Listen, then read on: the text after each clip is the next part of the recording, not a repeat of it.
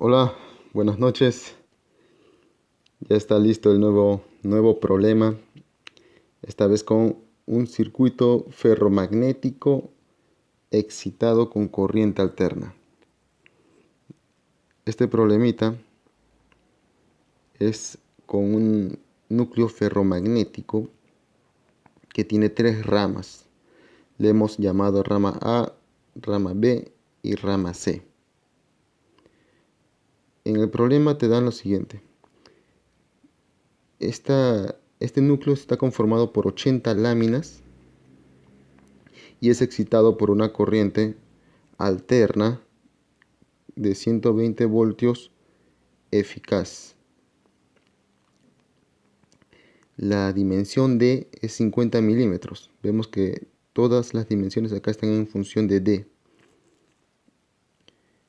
¿Qué más? Te dicen que hay un campo magnético de un Tesla y que a ese campo magnético para este núcleo le corresponde unas pérdidas en el hierro, pérdidas de 3.1 watt por kilogramo, es decir, unas pérdidas por unidad de masa. La densidad del acero es 7.750 kilogramos por metro cúbico y el factor de apilamiento es de 0.96. Además, el espesor de cada lámina es de 0.5 milímetros. Muy bien, te pide determinar el número de espiras, se dan cuenta que no es dato. ¿Para qué? Para producir justamente ese campo magnético de un Tesla. La corriente absorbida por el sistema, la corriente de excitación y la inductancia del reactor sin entrehierro. Es decir, para la etapa A, L sub G va a ser 0 milímetros. Es decir, este valor del eje va a ser 0. Este bloque inferior va a estar pegado a las tres ramas superiores. En la parte B nos piden calcular lo siguiente, si es que el entrehierro ya no es 0, sino que es 0.6 milímetros. Es decir, separamos este bloque 0.6 milímetros. Piden calcular la nueva inductancia del reactor, considerar el efecto de borde, es decir, dado que se va a abrir un entrehierro, se va a deformar las líneas de campo magnético, el flujo magnético, y hay que corregir la sección transversal al flujo. Finalmente, en la parte C te piden calcular el incremento de la corriente activa y reactiva, es decir, la corriente de pérdidas y la corriente magnetizante. Aquí hemos dibujado el campo magnético B máximo al que se refiere el problema y vamos a empezar por plantear la parte A. Para ello voy a empezar calculando el área efectiva. Lo voy a necesitar, así es que vamos a empezar. El área efectiva, ya saben que va a ser las dimensiones de ancho por profundidad y lo tendríamos que calcular con lo siguiente: A por B por el factor de apilamiento. B es la profundidad geométrica y eso no es dato. A, sin embargo, es dato. Y como vamos a calcular este flujo en la rama B, A vendría a ser esta dimensión, el ancho de la rama B sería igual a D. Vamos a especificar esto. Este es el área para la rama B. Luego tenemos que A vale D, B por FA por factor de apilamiento es el B efectivo. Y lo voy a reemplazar por el número de láminas, que sí es dato, multiplicado por el espesor de cada lámina. Ya podemos reemplazar valores. área de B sería D, que vale 50 milímetros, por el número de láminas, que por dato es 80, y el espesor 0.5, 80 por 0,5, y esto quedaría en milímetros cuadrados. Finalmente, el área de la sección transversal de la rama B sería igual a 2 por 10 a la menos 3 metros cuadrados. Muy bien. Debo aprovechar la oportunidad para calcular también el B geométrico, dado que en la parte B necesito el B geométrico.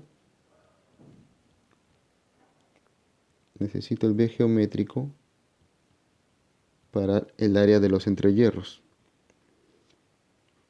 Ya habíamos dicho que B efectivo era igual a número de láminas, que es 80 por 0,5 espesor de láminas, entre el factor de apilamiento, que en este caso es 0.96. Bueno, ya tenemos ya el B efectivo, que en realidad lo voy a dejar allí, lo pueden calcular para no demorarme. Ahora tengo el cálculo del número de vueltas, que es lo que pide la parte A. Vamos a calcular el número de vueltas. Recuerden la formulita, yo ya lo tengo calculado. Esto viene de la fórmula del voltaje inducido, que prácticamente es igual al voltaje de la fuente, despreciando las pérdidas en el cobre y también la reactancia de dispersión. Y como es una onda senoidal, va a tener un factor de forma de 1.11 por 4, 4.44, la frecuencia, el número de espiras, que es lo que buscamos, por el flujo máximo, que lo reemplazamos por el área multiplicado por el campo máximo. Ya hemos calculado el área.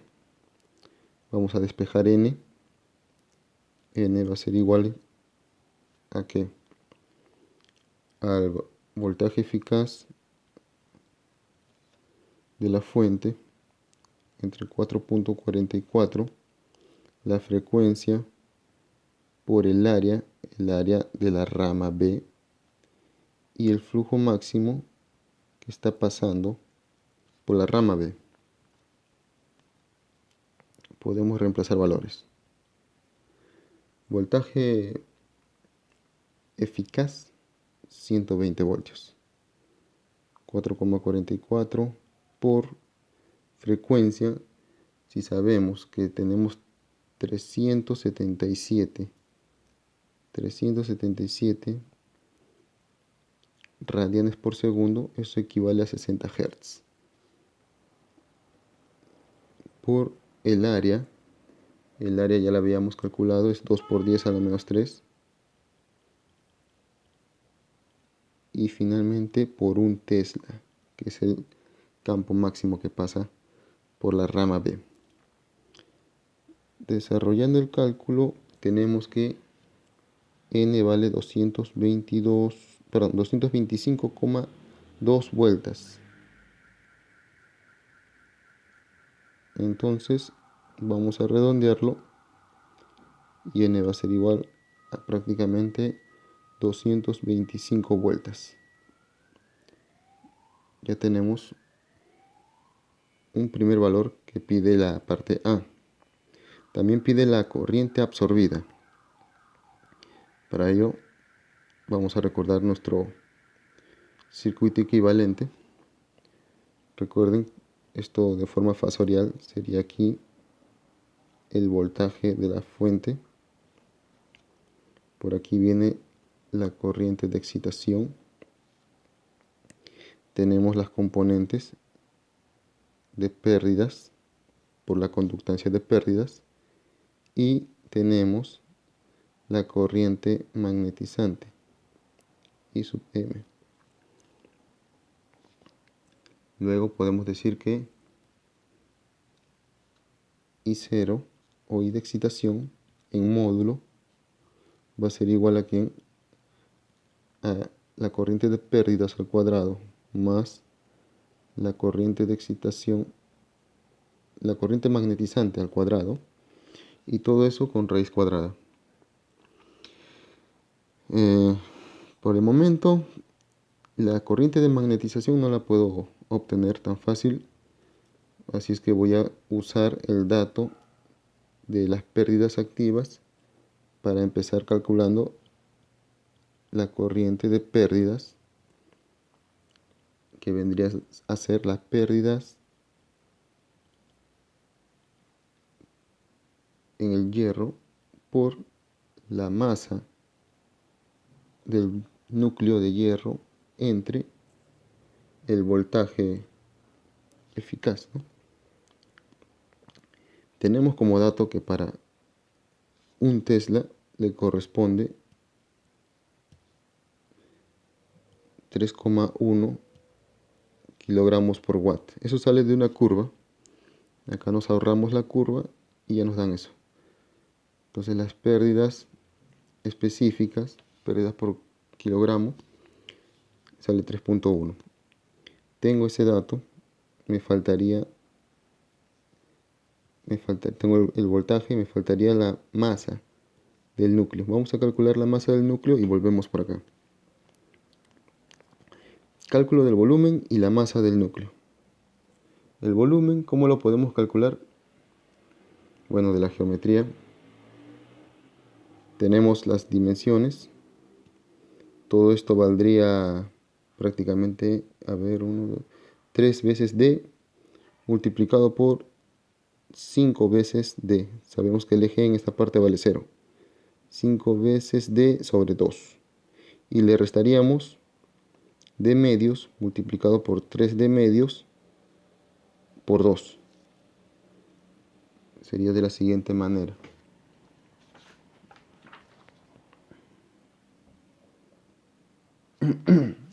Vamos a ver. Habíamos dicho que el volumen es igual a 3D, la parte horizontal, multiplicado por 5D medios, y había que restarle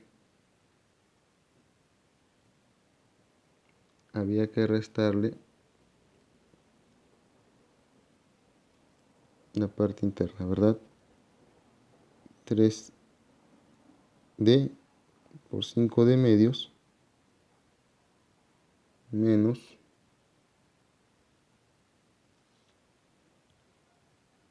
2 veces de medios por 3D medios.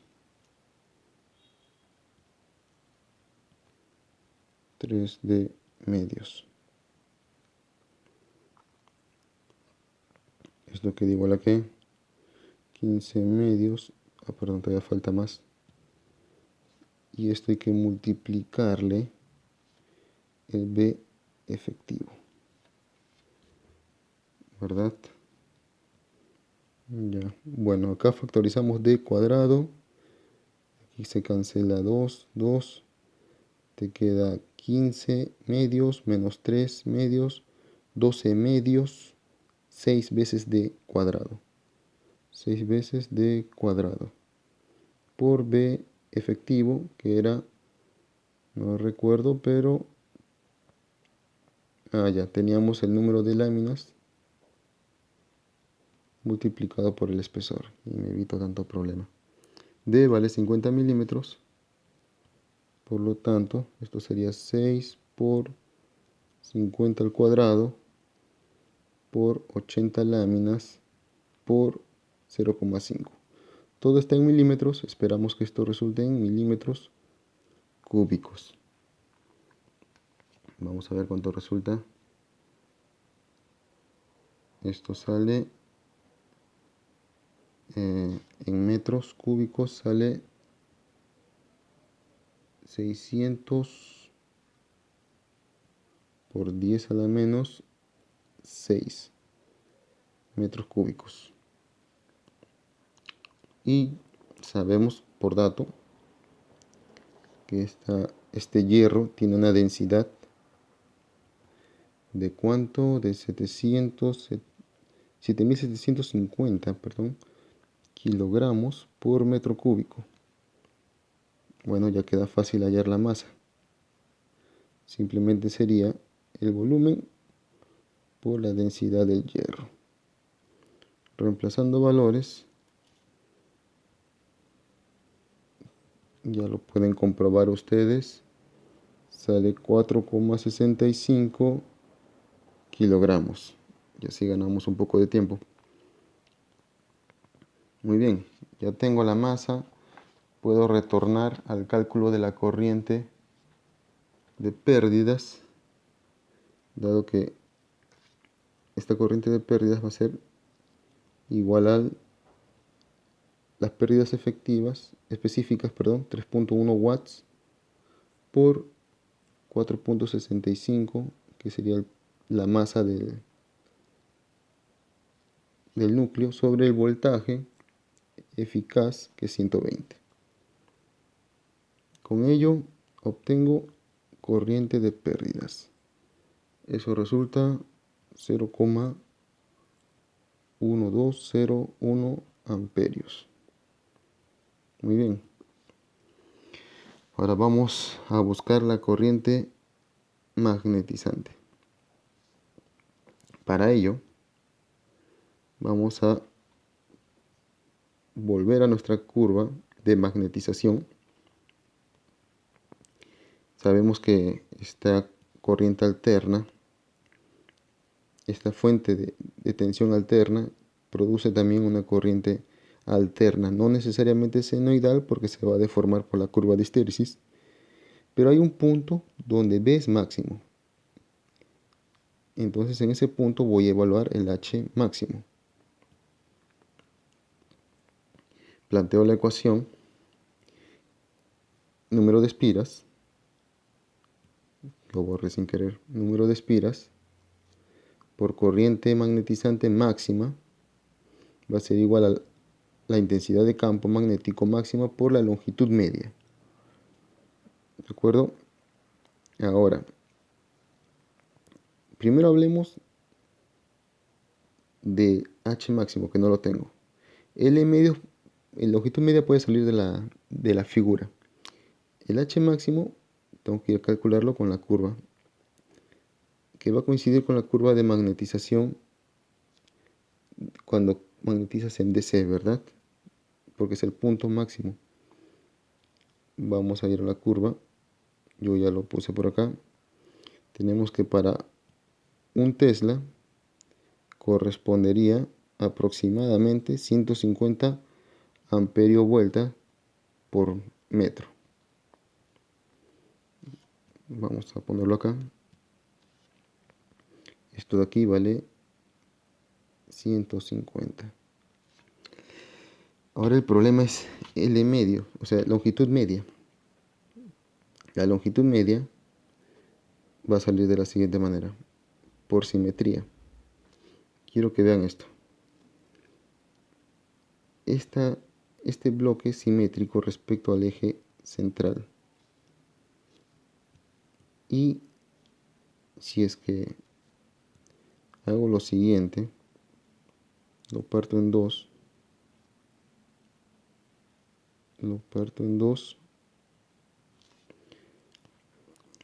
sí o no que esta área de A, de la rama A, va a ser la misma que esta área, la mitad del área B. Además, si este campo tiene unas líneas de flujo, digamos que dos líneas por acá y otras dos líneas irían por acá, porque es simétrico.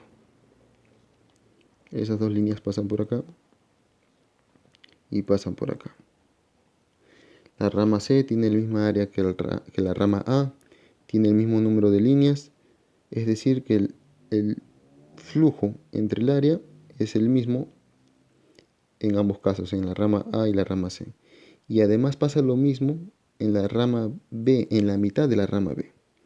Tenemos esta área que es igual al área de la rama A y dos líneas de flujo. Es decir, que el campo magnético es igual, la densidad de flujo magnético es igual en la rama A y en esta mitad de la rama B. Por lo que puedo hacer lo siguiente. Este bloque de aquí del lado izquierdo, imaginen que este bloque de acá lo voy a desmontar y lo voy a poner encima, o si quieren detrás del otro bloque que está del lado derecho. ¿De acuerdo? A eso le llaman superposición. Y prácticamente vamos a tener todo el flujo fluyendo, o sea, las dos líneas aquí y dos líneas atrás del bloque que he puesto atrás, que lo giro 180 grados y lo pego atrás. Lo superpongo, aprovechando la simetría. Entonces el área de B va a crecer un poco hacia atrás. Idea también. Si hacemos eso, el área media que vamos a usar sería esta de acá. Sabemos que el gap no existe en la parte A. Luego subimos por acá. Y todo esto sería la longitud media. Esa longitud media, ya la pueden verificar ustedes, les va a salir igual a 6 veces el valor de D. ¿De acuerdo? Ya tenemos entonces longitud media, H máximo, número de espiras que fue calculado en la parte A, en la primera parte. Entonces, podemos hallar el valor de H máximo.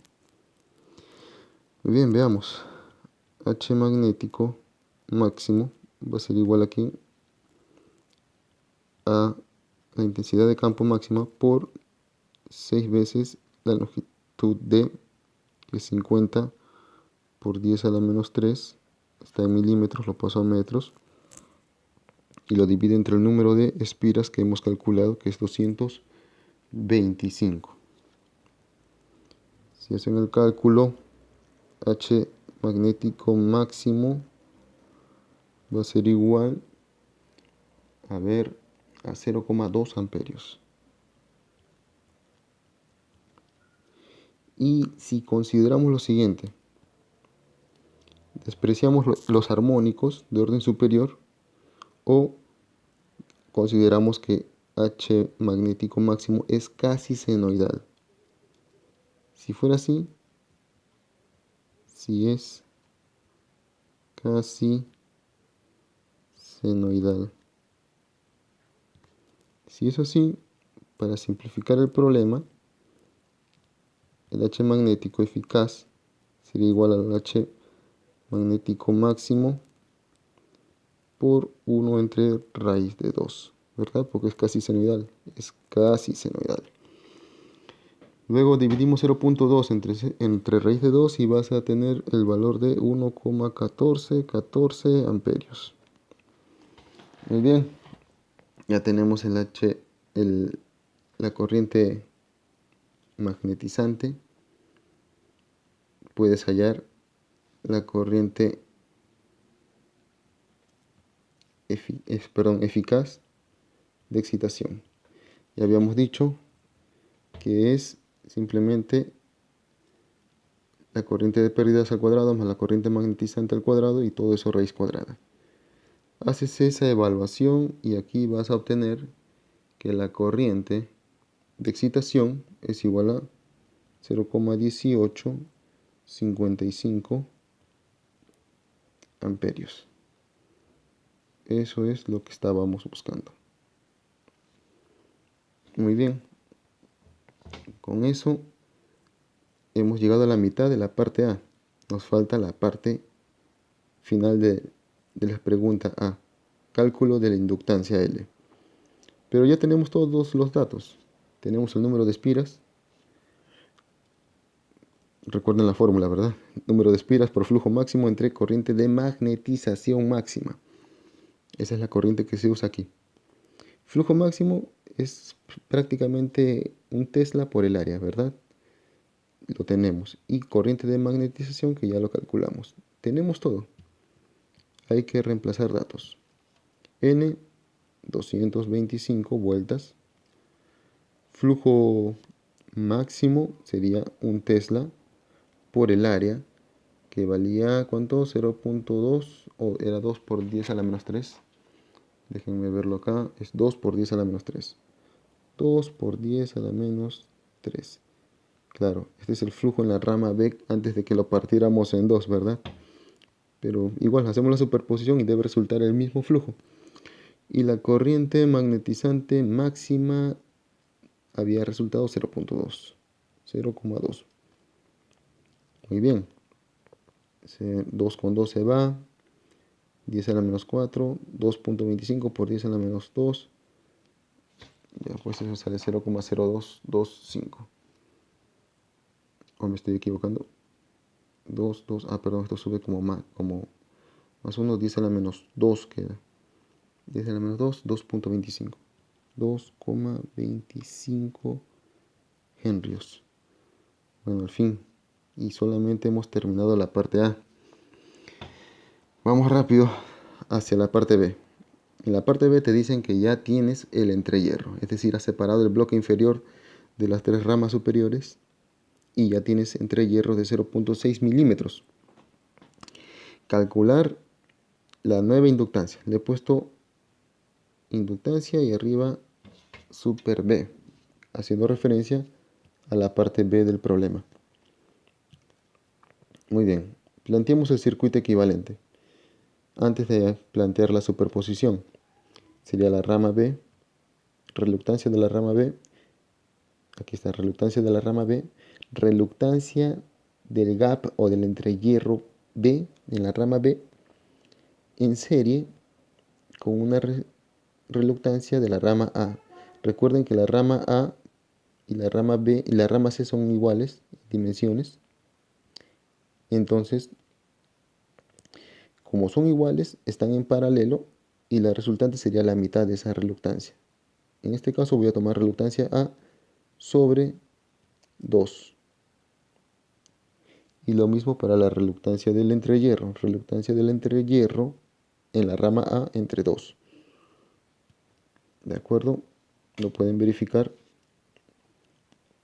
Voy a llamar convenientemente reluctancia equivalente de los entrehierros a la reluctancia G sub B más reluctancia del entrehierro en A entre 2. ¿Qué vendría a ser esto? Todo está en serie, así es que lo sumo. Lo mismo con las reluctancias de las ramas, de los bloques, de los bloques ferromagnéticos.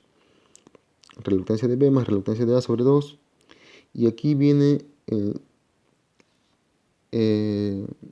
digamos, la consideración que nos va a ayudar a simplificar un poco el problema. Se sabe que el área de B es el doble del área de A, antes de partirlo en dos, ¿verdad? También podemos asumir que el área del entrehierro de B es prácticamente el área del entrehierro de A multiplicado por 2. Serían iguales si no hubiera corrección por efecto de borde, pero van a ser casi iguales. ¿Para qué voy a utilizar esa consideración? Ya. Para que después, cuando utilicemos la ecuación de Ampère, perdón, la ley de Hopkinson, es decir, flujo por reluctancia, vamos a tener que utilizar una longitud media para calcular las reluctancias. Y allí entra en juego estas consideraciones. Lo vemos luego. Primero necesito calcular esto de acá, área del entrehierro de A. Para ello tengo que hacer la corrección por efecto de borde. Muy bien, si se dan cuenta, estoy sumándole a cada dimensión geométrica, la dimensión A le sumo 2 veces el entrehierro, LG. Le multiplico B y le sumo a B 2 veces la longitud del entrehierro. ¿Por qué hago eso? Antes habíamos visto de repente un entrehierro donde las caras superior e inferior eran iguales.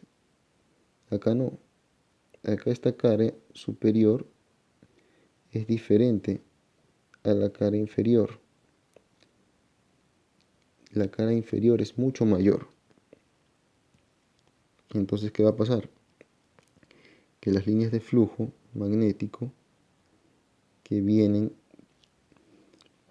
por la parte superior, cuando lleguen al aire, va a tratar de abrirse. Cuando llegan al aire, recuerden que es un campo solenoidal, va a tratar de cerrarse. Él quiere volver al otro polo. Pero en el camino va a encontrar ¿a quién? Al otro núcleo ferromagnético. Entonces ya se va a meter a ese núcleo. Y así las líneas de campo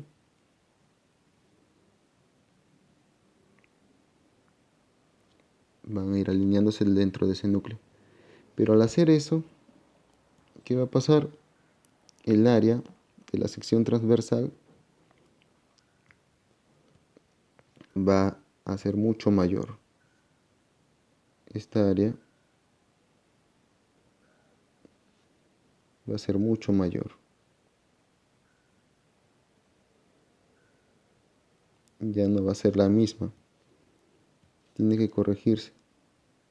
Para hacerlo vamos a utilizar las dimensiones del área de menor sección transversal, es decir, la cara superior para este caso, ¿verdad? Entonces usamos las dimensiones, las menores dimensiones, A, que pertenece a esta cara de menor sección, y B, que pertenece a la profundidad, que es común en este caso, pero aquí vamos a aplicarlo teniendo en cuenta que estamos hablando del área de la cara superior.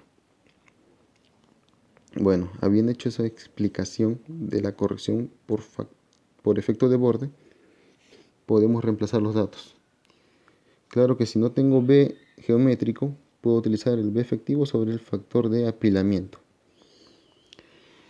Y hay que tener en cuenta que A, en este caso, en esta rama, es de medios. Eso lo pueden ver en la figura del problema. A vale de medios.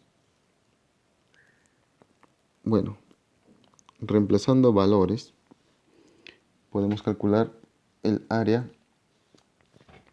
Por acá ya lo tengo calculado. Y sería igual a, no se olviden que el gap vale 0.6.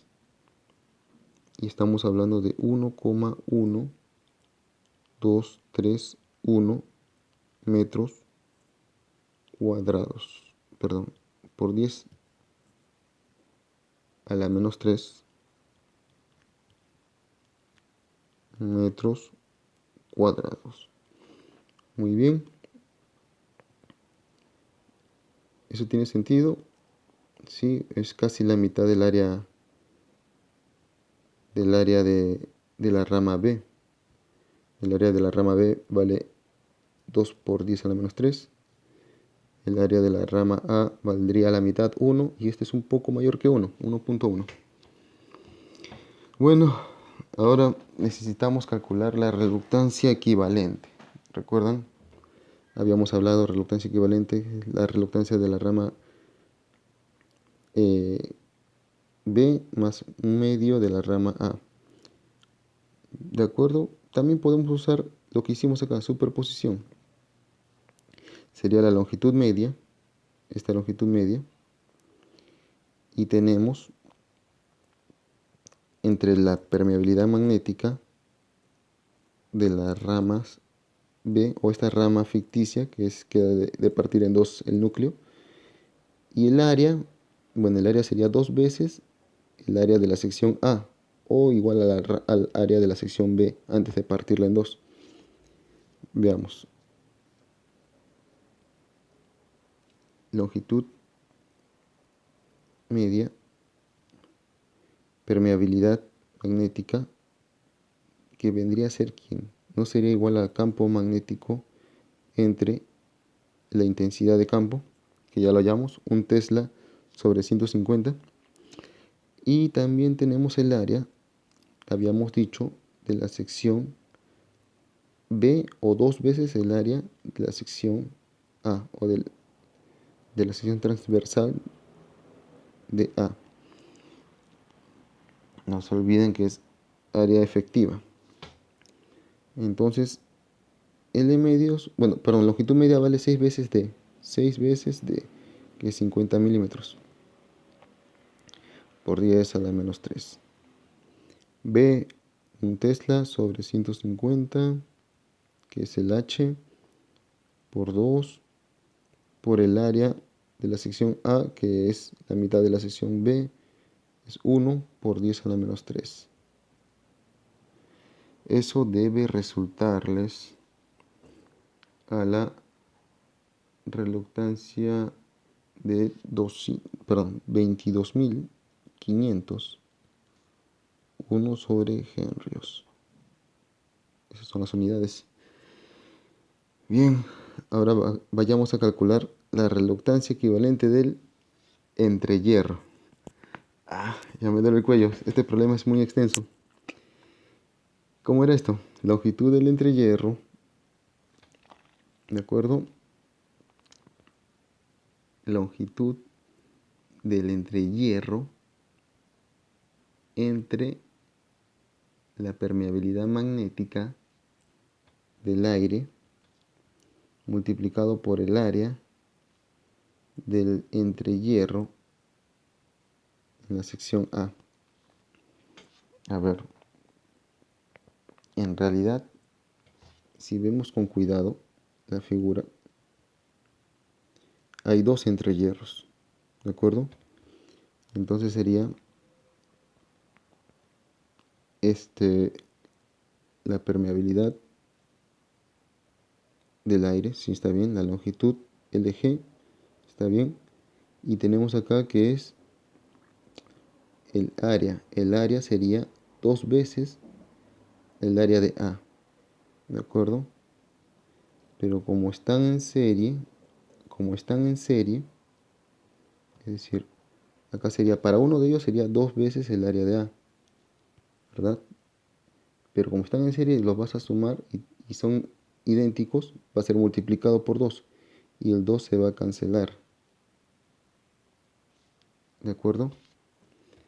Entonces tenemos que la longitud del gap 0,6 por 10 a la menos 3, permeabilidad magnética del aire por el área que habíamos calculado igual a 1,1231 por 10 a la menos 3 metros cuadrados. Esto resulta en una reluctancia más grande, como se espera que sea la del aire. ¿Está bien? 425.131 1 sobre Henrios. Muy bien, entonces tenemos que reemplazar esos valores. Ya tenemos la reluctancia equivalente de los entrehierros. Tenemos el número de espiras calculado anteriormente, 225, y el flujo máximo que sería, ya habíamos calculado eso, un Tesla por el área de la sección transversal de la rama B. Reemplazando ello, es decir, estoy hablando de 1 por 2 por 10 a la menos 3. Ese es el valor del flujo. Muy bien, tenemos que calcular la corriente máxima y si reemplazan valores, que esto ya lo calculamos, tendrán que la corriente de magnetización máxima resulta 3.979 amperios. Haciendo la misma consideración de la parte A, podemos dividirlo entre la raíz de 2 y nos va a dar un valor eficaz aproximado de 1,8135 amperios. Muy bien, por lo tanto, si queremos calcular la nueva inductancia, que es lo que pide la parte B, tendríamos el número de espiras, 225, por el flujo magnético máximo, que ya habíamos dicho que es 1 por 2 por 10 a la menos 3. Directamente ponemos 2 por 10 a la menos 3. Entendemos que está en Weber. Y la corriente magnetizante máxima. Aquí me faltó ponerle un M. Magnetizante máximo. Eso sería 3,979 amperios. Ese cálculo te va a dar 0,1131 henrios. Y esto es lo que pide la parte B del problema. Ya vamos acabando. La parte C está más fácil. Sabemos que el porcentaje de corriente de pérdidas va a tener una variación igual a 0. ¿Por qué? Porque la conductancia de pérdidas no va a cambiar. No va a cambiar, ¿por qué? Porque el flujo magnético alterno sigue siendo el mismo que en la parte A. Es decir, que la histéresis va a ser la misma. El área dentro de la curva de histéresis va a ser la misma. No va a cambiar. Es decir, las pérdidas por histéresis son iguales. El calor que se produce es el mismo en la parte A y en la parte B, con entrehierro o sin entrehierro.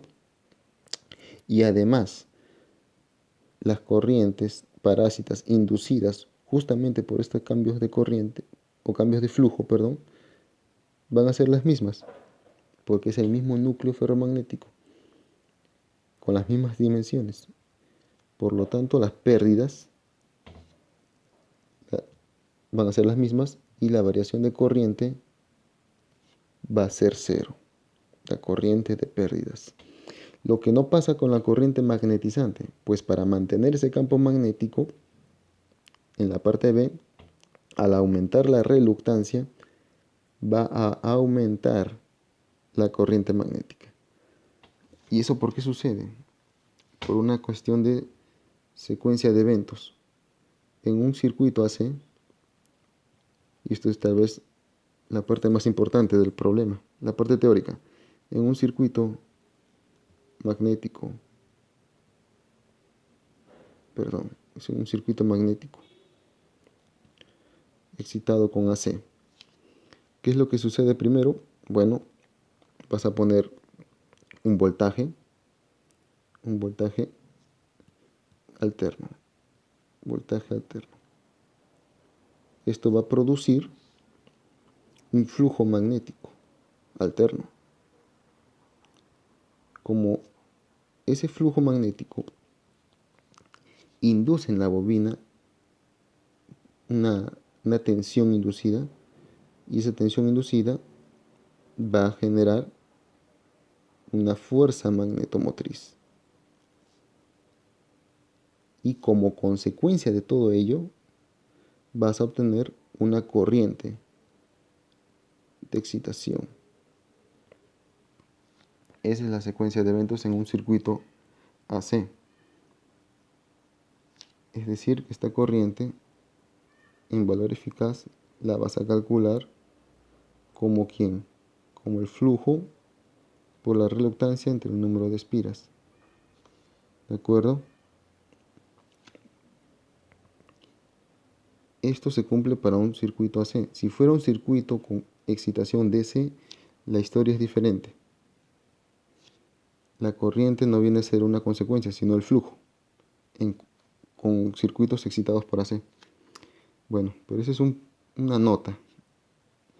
Vamos a calcular la variación de la corriente magnética. La variación de la corriente magnética se calcularía, bueno, solamente habría que reemplazar datos, ¿no? En la parte B, la corriente magnética eficaz, corriente magnetizante es 2,8135. 2,8135. Sí, ya te das cuenta que va a salir un número bien grande. Y la corriente magnetizante en la parte A resultó 0.1414. 0.1414. Esto por 100%. Y lo dividimos entre la corriente que va a ser referencia, es decir, la que se va a incrementar, que sería la corriente de la parte A. Esto va a resultar en un incremento de casi 19 veces el valor inicial. En porcentaje, 1889.7%. ¿Sí? Es bastante grande. Comprobado con un par de libros y muchos problemas resueltos. Bueno, espero que sea de utilidad el video y que tengan buena suerte en sus exámenes. Buenas noches.